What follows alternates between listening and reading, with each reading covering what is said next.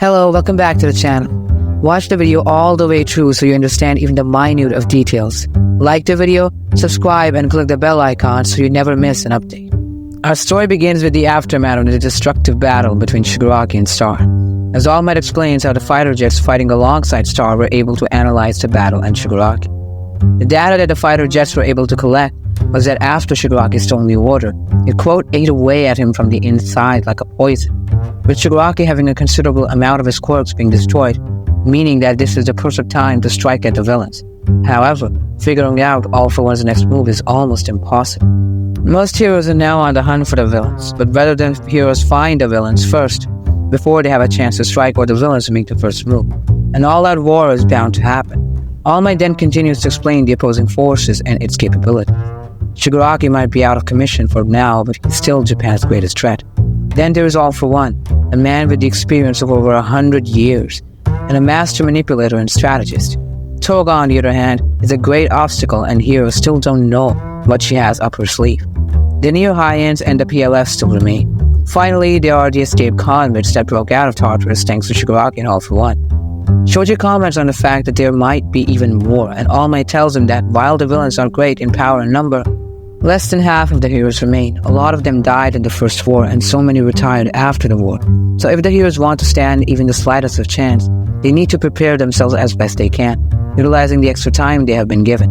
Bakugo, being Bakugo, screams at All Might that they are already way ahead of him, as Uraraka and Ida break in that because All Might and Deku have been gone for a while, they had been training with the Pussycats. Tokoyami explains, wherever Midoriya goes, they follow him undaunted, with Mina following his lead. All Might then reflects upon the growth of Class 1A, and how they are no longer the inexperienced players they were back then, as he announces to All For One that he made a grave mistake. Meanwhile, we'll cut to the League of Villain hideout, and Shigaraki screaming in agony that as long as a single person remembers All Might's faith, he'll never know peace from this torment.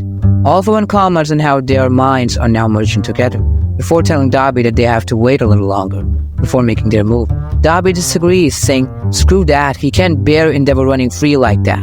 All For One explains how he has been planning this for centuries, that for every plan he has a plan B, then C, and so on. Because now that Deku has been welcomed back to UA, he'll have to use allies from the inside, as we cut to Hagakure standing in the woods. After this, we cut to Deku and Bakugo, trading with Bakugo's new technique called Cluster, the ability to build up sweat and condense his explosions. But he says that he isn't opting for one blast at a time, but a series of them, hence why he's using the winter costume, which would be extremely uncomfortable, truthfully speaking. Todoroki, on the other hand, is also trying to merge both his fire and his ice halves, and he's almost there. Kaminari and Mineta both talk about the fact that Shigaraki and All For One are currently vegan, and they already have Gigantomachia captured, who was one of the main villains to cause mayhem during the previous war. Bakugo cuts him off, saying that there are 3 reasons why that isn't the case. First, finding them all is unlikely, since All For One is a master planner and the best at hide-and-seek. Momo chimes in, explaining reason number 2. Shigaraki wasn't complete the last time, and while he is weaker for the moment, he can be completed at any moment, which is not good for the heroes. Third, the villains are the ones with the finger on this trigger. The heroes' location is very well known because their job is to protect the civilians, while the villains still can't be located, and can plan their attack whenever they want, giving them the element of surprise. Deku responds to this by saying if nothing else, they can choose how to enter this fight, somehow steering it in their favor, before insisting that he should have rejoined the search efforts with Ida breaking in. We should have, and not allowing Deku to work alone any longer. Because ever since Uraraka's speech, the civilians have become warmer with the hero corps. Deku asks if he can go for a quick stroll, and we cut to the woods. Hagakure overhearing a conversation between 3 people.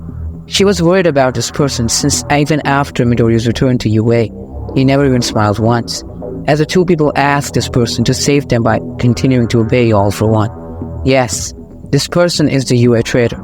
This person is Yuga Aoyama. Aoyama cries with tears in his eyes, drowned in guilt as his parents beg him to save them, saying from when he started school, he has honored All For One's every request. He has leaked his class's location to him, as they tell him that they never wanted any of this. But it's too late to turn back now. They only ever wanted to give Yuga a shot of happiness in life, as we learned that Aoyama had been born quirkless, and they just wanted to help him fit in this superpowered society, so he could be just like the other kids his age. But what it caused isn't something they expected. If they knew, they would have never had All For One give Aoyama a quirk. But now there is nothing they can do but do his bidding, as Aoyama, upon hearing this, is crushed by the weight of the burden that is placed upon him. He says that he's endured so much heartache. He has always been putting on a happy face to not cause suspicion and smother his own guilty conscience.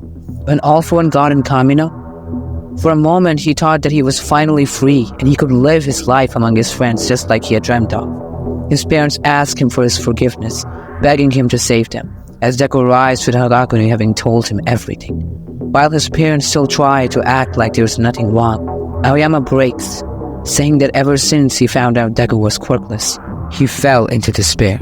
The chapter ends with Aoyama announcing himself as a scumbag villain to Deku.